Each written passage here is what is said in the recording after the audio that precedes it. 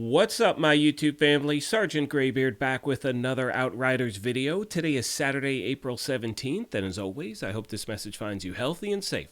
In today's video, my friends, I want to show you a few of my favorite ways to farm for stuff in the game. And it's not just about weapons and gear, it's also about leveling up your character and also gaining those world tiers. Now, if you happen to be new here, first of all, welcome. Secondly, feel free to hit that subscribe button. We would love for you to be a part of our gaming family. And if you enjoyed this or found it helpful at all, take a quick second and hit that like button. It really helps us out. Now, this is actually a video I wanted to post earlier this week. However, unfortunately, with my trickster, I wound up dealing with that whole inventory wipe thing. I've been locked out of my character. Now, the good thing is I started a devastator character, and I use these methods to level up really quick and get a lot of good gear.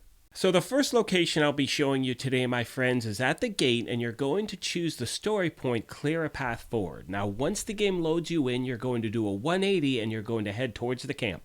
Once you're headed in that direction, all you're going to do is go towards those two pillars right there. You're going to veer to the right. That's where you will see someone sitting down. You're going to talk to him, and that will start the side mission, the Wanderer. Now, one of the best things about farming in this location, in my opinion, is the fact that not only do you have the chance of farming some pretty decent loot, but it's also a great place to really level up your character and gain world tiers. Over the last few weeks, I've gotten a lot of messages from people saying that they reached endgame, they weren't at level 30 or world tier 15, they kind of hit a bump in the road, and they were asking, what's a way to really gain those things efficiently?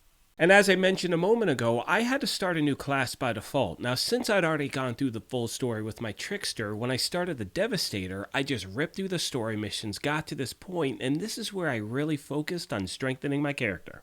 Anyway, getting back to the footage you're seeing here, once you clear that first section, make sure you pick up some ammo. You're going to need it, as in the second section there are a ton of enemies, and that's how you're getting so much XP really quick. And while it may be a little bit boring and tedious to hit up the same spot over and over again, the good thing is that the enemies spawn the same way, so once you learn the pattern, you are completely ripping through this thing. Now, one of the great things about this location is that there's a definitive spot before you face the boss. So that way, if you want to change your world tier, you can. If things are a little too tough, you can lower it. Or if it's not tough enough, you can obviously make it higher. And one thing I want to mention really quick as we move on is throughout this footage, you're going to see me jump between different world tiers to give you an idea of the type of loot that you may get when you're playing. However, keep in mind it's all RNG. Sometimes you're going to have good sessions, other times not so much. Not only that, but for those of you that are farming for legendaries, always remember they can drop on any difficulty whatsoever. Yes, the higher the world tier, the better the chances, but for instance, you'll see at the end of this footage, I wound up going down a world tier and actually had one drop. Keep in mind when it comes to farming legendaries, you want to get two of them. One you're going to keep, one you're going to break down so you can pull the mod and put it into your inventory. So even if you get a legendary that's a lower level, it is still definitely worth your time.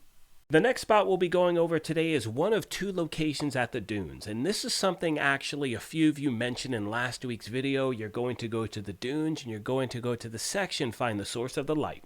And I'm sure most of you already know this location, but in my opinion, and I think it's the opinion of a lot of people, it is by far one of the easiest captain farms in the game. It puts you right at the spot and you can hit this thing up over and over nonstop. Once you're loaded into the game, you're just going to go straight ahead. That's where you're going to find the captain. Now, once you defeat him, let the other NPCs kill you, and at that point, it's going to put you back at that beginning location, and you can keep doing it, like I said, nonstop. One recommendation I want to pass along for players that are not at World Tier 15 as yet is, as you know in this game, if you die and you're trying to gain World Tiers, it does affect the progress. Therefore, what I recommend doing is only farming for captains when you start a new world tier. That way, if your character happens to die, none of your progress is taken away. Getting back to the footage you're looking at right now, in a moment I wind up changing world tiers in between attempts. And again, that's one of the best things about this game. It has definitive places where you can switch it up so you can get some better gear. And always remember, check your gear in between attempts because you may have some stuff that could make things much easier. Now moving on to the last location, my friends, all you're going to do is go to any of your base camps. You're going to jump in your truck, you're going to go back to the dunes, and you're going to go to the monster hunt in that area, and this by far, in my opinion, is one of the best farming methods there is. Once loaded into the game, my friends, you're going to go straight ahead out of the cave, you're going to go to the right, and that's where you're going to find the location of the monster hunt. All you do is activate that, then you follow the prompts in order to start the thing. Now this location, just like the previous ones did, has that definitive area where you can switch world tiers. So for this first part, if you want to go down to a lower world tier just to rip through the thing, you can totally do that. And the reason for that is the really good farming stuff is in the second area. So again, if you want to save some time, you can just rip through it on a lower difficulty. And like I said before, you will see the spot where you can up the difficulty to increase the chances of really good loot. Now the footage you're seeing right here is from that first area. You're going to start it off, some bird things fly in, you're going to want to deal with them, then you're going to find some other enemies. And again, you're going to see that spot where you have the opportunity to change your world tier. Now the main goal once you reach the second area, which is where the farming method actually begins, is to take out the two large enemies that you face. Once they are defeated, let the other enemies kill you, and then you'll be reloaded back into the game to do it over and over again.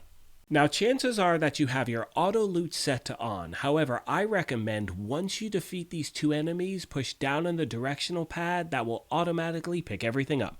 And the main reason I bring that up is I've heard from players saying, they die right when the loot drops. And sometimes it will go to your stash, but other times they wind up missing out on it completely. So by pushing down on that directional pad, you'll wind up picking everything up. The other thing I'd like to mention really quick is I've gotten 3 legendaries from this location alone. You'll see in a moment I go from world tier 10 to world tier 9, wind up getting I think some legendary pants. So again, this is one of the most efficient places to farm.